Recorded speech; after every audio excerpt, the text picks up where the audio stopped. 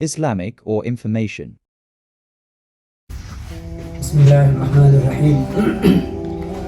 اور آپ نے صحابہ کرام سے ایک بیعت لی جس کو بیعت رضوان کہا گیا، چونکہ اللہ پاک نے قرآن پاک میں اس بیعت کا ذکر فرمایا لَقَدْ رَضِيَ اللَّهُ عَنِ الْمُؤْمِنِينَ إِذْ يُبَايِعُونَكَ تَحْتَ الشَّجَرَةِ فَعَلِمَ مَا فِي قُلُوبِهِمْ۔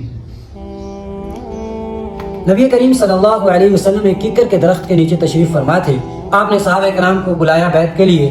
اور فرمایا کہ اس بات پر بیعت کریں کہ ہم جب تک حضرت عثمان غنی رضی اللہ تعالیٰ عنہ کا بدلہ نہیں لے لیں گے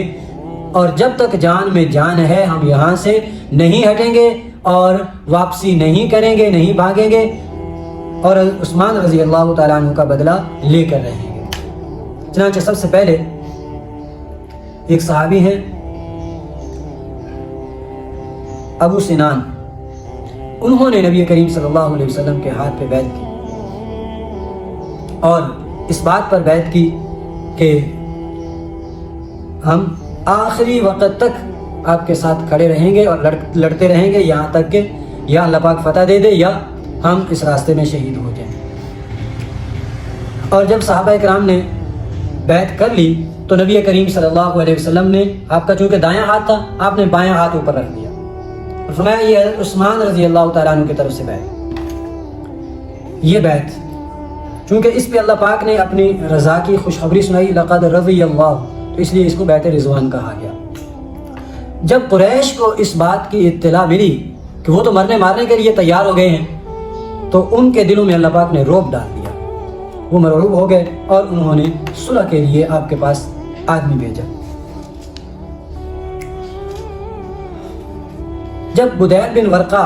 یہ قبیلہ خزاعہ کا آدمی جو تھا سردار، یہ گیا قریش کے پاس اور جا کر ان کو باتیں سنائی اور کہا کہ تم تو بڑے جلد باز ہو، محمد صلی اللہ علیہ وسلم تو آئے ہی عمرہ کرنے کی نیت سے ہیں اور کسی کو قتل کرنے کا ارادہ نہیں ہے۔ جب یہ باتیں وہاں پہنچائیں تو عروہ کھڑے ہوئے، عروہ بن مسعود، انہوں نے لوگوں سے مخاطب ہو کر کہا کہ تم مجھے اپنے باپ کی طرح سمجھتے ہو؟ کہا بالکل۔ کہا پھر مجھے جانے دو، میں محمد صلی اللہ علیہ وسلم سے بات کرتا ہوں۔ یہ عروہ بن مسعود آئے اور آ کر جو ہے نبی کریم صلی اللہ علیہ وسلم سے بات کی اور بڑی لمبی چوڑی بات کی۔ بات کے دوران جب یہ بات کر رہے تھے تو کہنے لگے کہ یہ جو آپ کے گرد جمع ہے نا، مشکل حالات آئے تو یہ سارے بکھر جائیں گے اور یہ ایک بھیڑ ہے جو یہاں ٹھہر نہیں سکے گی۔ تو اس بات پہ حضرت ابوبکر صدیق رضی اللہ تعالیٰ عنہ کو بڑا غصہ آیا اور گالی دے کر اس کو کہا کیا ہم نبی کریم صلی اللہ علیہ وسلم کا ساتھ چھوڑ جائیں گے، ہم پیچھے ہٹ جائیں گے؟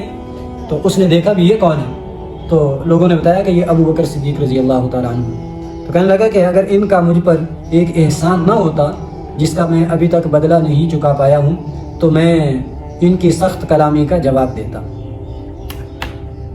تو خاموش ہو گئے۔ پھر عروہ بن مسعود بات کرتے ہوئے اپنا ہاتھ نبی کریم صلی اللہ علیہ وسلم کی داڑھی مبارک پر لے جاتا تھا اور پکڑ کر، اور مغیرہ بن شعبہ رضی اللہ تعالیٰ عنہ پیچھے تلوار لیے کھڑے ہوئے تھے، اور یہ مغیرہ بن شعبہ عروہ کے بھتیجے ہیں۔ تو جب وہ ہاتھ لے کے جاتے تو تلوار کا دستہ مارتے کہ اپنے ہاتھ کو پیچھے رکھو، تو چہرے پر خود پہنی ہوئی تھی جنگی ٹوپی، تو اس نے دیکھا اور پہچانا نہیں، پوچھا یہ کون ہے؟ لوگوں نے بتایا کہ یہ مغیرہ ہے، یعنی آپ کا بھتیجا ہے۔ تو وہ کہنے لگا دغا باز، ابھی کل ہی تو میں نے آپ کی گندگی کو دھویا ہے۔ خیر یہ اشارہ تھا کہ مغیرہ بن شعبہ مسلمان ہونے سے پہلے اپنے چند ساتھیوں کے ساتھ شاہ مصر میں قوقس کے پاس گئے تھے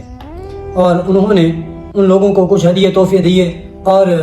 مغیرہ رضی اللہ تعالیٰ عنہ ان کو تھوڑا دیا اور باقیوں کو زیادہ دے دیا، تو ان کو بڑا رنج ہوا۔ جب واپسی ہوئی اور رستے میں بہت زیادہ شراب پی کے لوگ سو گئے جو اس کے ساتھی تھے، تو انہوں نے سب کو قتل کر دیا اور وہ جتنا بھی مال تھا وہ لے کر وہاں سے آ گئے اور نبی کریم صلی اللہ علیہ وسلم کی پاس تشریف لا کر مسلمان ہو گئے۔ تو نبی کریم صلی اللہ علیہ وسلم نے فرمایا بھی آپ کا اسلام تو قبول کرتا ہوں لیکن مال قبول نہیں کرتا۔ پھر خیر انہوں نے دیت دے کر جو ہے نا وہ معاملہ رفع دفع کیا۔ اس میں پھر یہ جو تھا نا عروہ، کیونکہ ان کا چچا تھا، تو اس نے بھی 2 آدمیوں کی دیت دی تھی، تو اس کی طرف اشارہ تھا۔ خیر یہ ساتھ ساتھ عروہ جو تھا، عروہ بن مسعود، یہ صحابہ کرام کا نبی کریم صلی اللہ علیہ وسلم کے ساتھ برتاؤ اور ان کا آپ صلی اللہ علیہ وسلم کے ساتھ محبت کا انداز جو تھا نا وہ بھی نوٹ کر رہا تھا۔ جب یہ واپس پہنچا ہے تو اپنے ساتھیوں کو جا کر اس نے کہا کہ میں نے بادشاہوں کے پاس میں گیا ہوں، ان کے دربار میں گیا ہوں، لیکن جیسی محبت اور جیسا عشق اور انداز میں نے محمد صلی اللہ علیہ وسلم کے ساتھیوں کا آپ کے ساتھ دیکھا ہے کسی بادشاہ کے ہاں نہیں دیکھا، کہ جب آپ وضو فرماتے ہیں تو پانی نیچے نہیں گرنے دیتے، ہر کوئی آگے دوڑتا ہے اور اس کو اپنے ہاتھوں پر لیتا ہے۔ جب آپ کوئی حکم فرماتے ہیں تو ہر ایک پورا کرنے کی کوشش کرتا ہے، ایک دوسرے سے بڑھ چڑھ کے آگے آتا ہے، اور جب آپ تھوکتے ہیں تو آپ کا تھوک کسی نہ کسی کے ہاتھ پہ پڑتا ہے، نیچے نہیں گرنے دیا جاتا۔ تو یہ اشارہ تھا کہ یہ صفات اور یہ محبت جو ہوتی ہے یہ بادشاہوں کے دربار اور بادشاہوں کے درباریوں میں نہیں پائی جاتی۔ تو یہ اشارتاً بتا رہے تھے کہ یہ بادشاہ نہیں ہے، نبی ہے۔ تو علی الاعلان یہ ظاہر تو نہیں کہا لیکن اشارہ کر دیا۔ پھر جب یہ گئے تو حبشیوں کا ایک سردار تھا حلیس، اس نے کہا کہ مجھے بات کرنے دو، میں جاتا ہوں۔ جب وہ آیا نبی کریم صلی اللہ علیہ وسلم نے دور سے دیکھا تو آپ نے فرمایا کہ یہ جو ہے نا قربانی کے جانوروں کو جو ہے وہ ان کا لحاظ کرتا ہے، قربانی کے جانور آگے کر دو۔ جب قربانی کے جانور کھڑے کیے اس نے دیکھا تو وہیں سے واپس ہو گیا اور جا کر قریش سے کہا کہ وہ تو بیت اللہ کی زیارت کرنے کے لیے آیا ہے اور تم اس کو روک رہے ہو۔ تو ہمارا معاہدہ تمہارے ساتھ تھا، یہ حبشیوں کا سردار تھا حلیس، تمہارے ساتھ یہ معاہدہ نہیں تھا کہ جو بیت اللہ کی زیارت کرنے کے لیے آئے اس کو بھی روکا جائے گا، لہذا اس شخص کو آنے دو،